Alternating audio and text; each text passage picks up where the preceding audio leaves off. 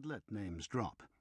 The Earl of Charrington, Viscounts Amley and Middlethorpe, the Marquis of Arden, heir to the dukedom of Belcraven. He was simply too well-born and well-connected to be murdered without causing trouble for the people of York. He hoped. The moment seemed to have passed, but then someone chided. "Lady's name, MacArthur?" Of course," MacArthur drawled louder. He wanted to be heard. "But damned strange, wouldn't you say? A pretty young lady who won't dance at a ball or even attend a musical evening." "Simon?" Boulton's vocal nudge made Simon aware that he'd halted play. He discarded, but now his senses were all focused behind. That sneering reference had to be Jane Otterburn. But what scandal could MacArthur make of her? Jane Otterburn was the niece of Simon's friend and mentor, Isaiah Trowhitt. Last year she'd been orphaned and crossed the Atlantic to live here with her uncle. She was 18 and of a Puritan disposition, dressing soberly and keeping to herself. She was the antithesis of scandal.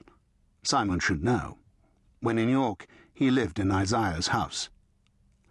"Morning, aye," MacArthur said, obviously in response to a comment. "But a year's over now. Was over in August, I understand." "Quiet girl. Nothing wrong with that." Simon recognised the protester as Major Turnbull, a good-hearted man with daughters of his own. He had spoken as loudly as MacArthur, trying to head off trouble. "Wish my daughters were as dutiful and quietly behaved." "Perhaps the charming Mrs. Turnbull could coax Miss Otterburn out," MacArthur suggested. "Tried. Sweet-natured girls, but Miss Otterburn won't have it. Nothing wrong with that," the Major added firmly. "But is it natural?" MacArthur persisted, and the room fell silent. "To show no interest in innocent pleasures, in handsome young officers and other gallant gentlemen who wish to pay her honourable attentions?" Simon's jaw tensed. No man of honour could let such words go unchallenged, unless they were true. Hell almighty! Typical of a cur like MacArthur to work his spite on an innocent, but to react would only draw closer attention to it. "Perhaps it's as well that Miss Otterburn didn't take up your innocent daughter's offer, Major. After all, what do we know of the young lady except what Trowhitt has told us? Has he offered us honest coin, or is she not precisely his niece?" Simon surged to his feet and turned, his chair clattering to the floor behind him. "What the devil are you insinuating, MacArthur?" "My dear St. Bride, what could I be insinuating to cause such a rage?" Simon heard mutters directed against MacArthur, but the wrong move here could throw Jane's reputation on the dung-heap. He matched MacArthur's lazy malice. "Why, honest coin, of course. How dare you accuse Isaiah Trowhitt of theft or embezzlement, sir? Though I'm sure that's a touchy subject in the Indian Office."